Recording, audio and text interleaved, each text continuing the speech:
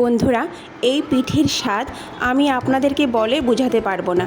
তার জন্য সম্পূর্ণ ভিডিওটা দেখে আজই তৈরি করে নিন এই অমৃত স্বাদের রাবড়ি পিঠা। আর এই পিঠেটা তৈরি করা খুবই সহজ। রাধে কৃষ্ণ বন্ধুরা, আমি টুলটুল, আর এই টুলটুলের রান্নাঘরে আপনাদের সবাইকে স্বাগত। আজকে আমি তৈরি করে দেখাবো অমৃত স্বাদের রাবড়ি পিঠা। সবার প্রথম আমি এখানে একটা গাজর নিয়ে এইভাবে গ্রেট করে নেব। তারপর প্যানে হাফ চামচ ঘি দিয়ে ঘিটা ভালো করে গলিয়ে নেব। গাজর দিয়ে ভালো করে নাড়াচাড়া করে নেব।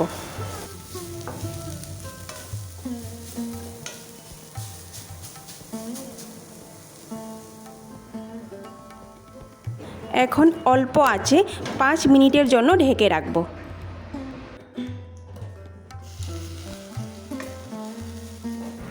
5 মিনিট পর ঢাকনা উঠিয়ে আবারও একটু নাড়াচাড়া করে নেব।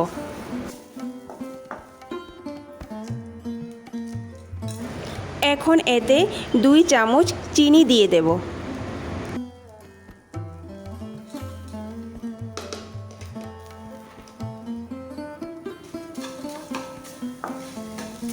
আবারও ভালো করে নাড়াচাড়া করে নেব।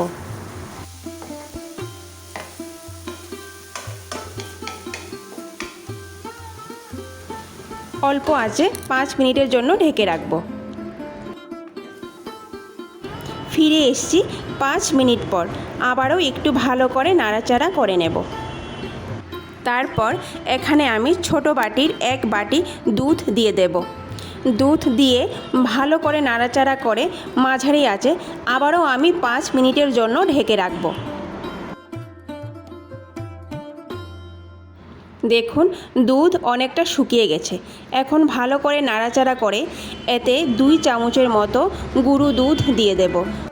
তারপর আগুন বাড়িয়ে ভালো করে নাড়াচাড়া করে প্যানে যে এক্সট্রা দুধটা আছে সেটা শুকিয়ে নেব। এই পর্যায়ে এসে আমি আগুন বন্ধ করে দেব। অন্যদিকে চুলায় আরেকটি প্যান বসিয়ে এতে হাফ চামচ ঘি দিয়ে দেব। ঘি ভালো করে গলে যাওয়ার পর এতে আমি ছোট বাটির হাফ বাটি সুজি দিয়ে দেব। তারপর অল্প আঁচে সুজিটাকে একটু নাড়াচাড়া করে নেব।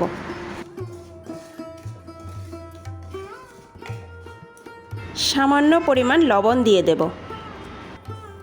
সুজিটাকে আমি এখানে বেশিক্ষণ ভাজবো না, 2 থেকে 3 মিনিটের মতো ভেজে নিলেই হবে।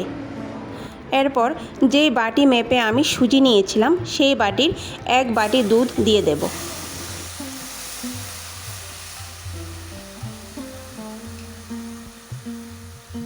দুধ দিয়ে চুলার আঁচটা কমিয়ে দেব। তারপর ধীরে ধীরে নাড়তে থাকব। কয়েক সেকেন্ডের মধ্যে দেখবেন দুধটা অনেকটা শুকিয়ে গেছে।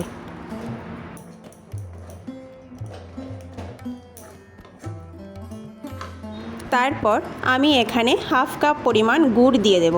গুড়ের পরিবর্তে আপনারা এখানে চিনিও ব্যবহার করতে পারেন। এখন ভালো করে নাড়াচাড়া করে গুড় গলিয়ে নেব। গুড় ভালো করে গলে গিয়ে সুজির সঙ্গে মিশে গেছে আর সুজিটা একটা ডোয়ে পরিণত হয়েছে। এই অবস্থায় এসে আমি চুলার আঁচটা বন্ধ করে দেব আর 2 মিনিটের জন্য ঢেকে রাখব।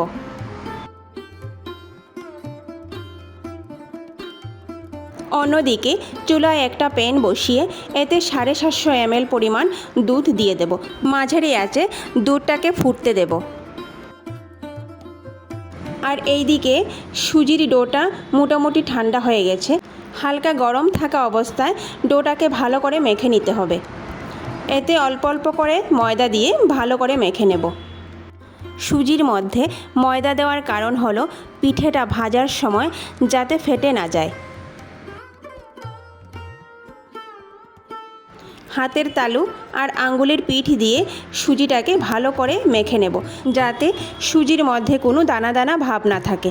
একদম স্মুথ করে মাখতে হবে।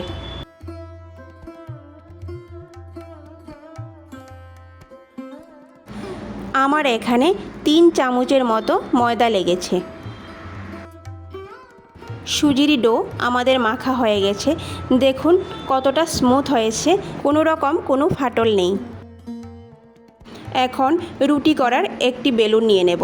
এতে সামান্য পরিমাণ তেল দিয়ে পুরোটা বেলুনে তেলটা ভালো করে লাগিয়ে নেব।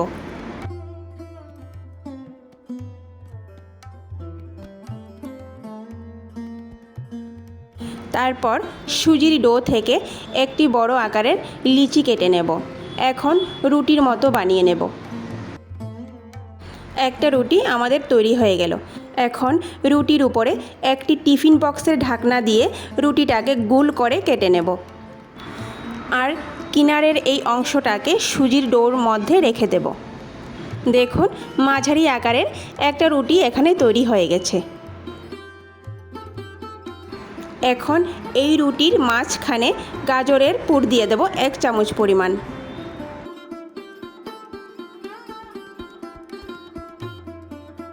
পুর দিয়ে এইভাবে মুড়ে নেব।